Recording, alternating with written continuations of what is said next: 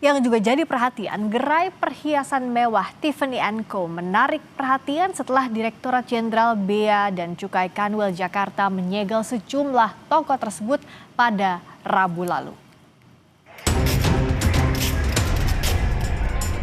Penyegelan dilakukan di salah satu pusat perbelanjaan di kawasan Senayan, Jakarta Selatan. Aktivitas jual beli perhiasan di toko ini pun seketika terhenti. Penyegelan dilakukan menyusul adanya dugaan pelanggaran administrasi atas barang impor. Penyegelan dilakukan di 3 gerai yang berada di pusat perbelanjaan. Barang-barang high value atau barang bernilai jual tinggi yang mereka miliki diduga tidak dilengkapi dokumen pemberitahuan impor barang. Kepala Seksi Penindakan 2 Bea dan Cukai Kanwil Jakarta Siswo Kristianto menyatakan, jika dari hasil pemeriksaan terdapat pelanggaran administrasi, maka pemilik toko akan dikenakan sanksi denda sebesar 1.000 kali lipat dari nilai barang atau kurungan penjara selama 2 tahun. Kami melakukan operasi terkait barang-barang high valued goods, yaitu barang-barang bernilai tinggi yang kebetulan kami duga, sekali lagi kami tekankan kami duga, terdapat barang-barang yang tidak diberitahukan pada pemberitahuan impor barang. Apabila belum terdaftar, nanti kami akan melakukan ranah-ranah untuk melakukan penertiban dan peningkatan kepatuhan atas perusahaan yang dimaksud. Kalau sanksinya kurang lebih yang bersangkutan harus membayar senilai barang yang ada di sini dikenakan denda 1.000% dari nilai barang, nilai kepabeanan maupun pajak dalam rangka impornya. Menteri Keuangan Purbaya Yudi Sadewa menyatakan penyegelan gerai Tiffany & Co dilakukan setelah adanya indikasi pelanggaran kepabean dan perpajakan.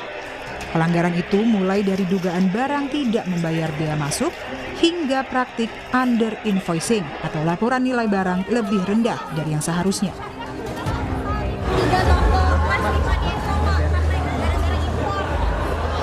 Pokoknya impor yang ilegal pasti akan ditutup dan disegel.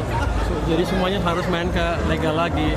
Nanti kalau orang bea cukai ngapain ditangkap? Sekarang nggak, dia menjalankan tugasnya supaya barang kita, pasar kita bersih dari barang-barang ilegal, supaya permainnya di sini fair di dalam negeri. Sementara itu, peneliti Pukat UGM Zainur Rohman menyatakan penyelidikan terkait dugaan pelanggaran administrasi tak berhenti hanya sekedar menyegel gerai saja. Ia menyebut perlu ada penyelidikan lebih dalam terkait dugaan adanya oknum yang membantu proses masuknya barang mewah tersebut dengan mudah. Kenapa impor ilegal ini bisa berhasil masuk ke Indonesia gitu ya?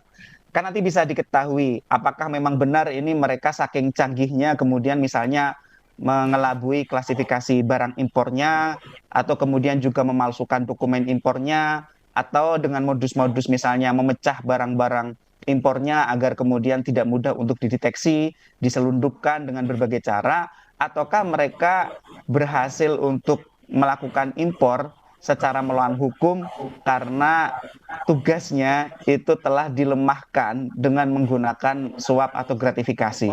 Tetapi yang jadi pertanyaan publik, ini sekadar kecanggihan importir mengelabui aparat atau aparatnya yang sudah masuk angin karena terkena suap atau gratifikasi.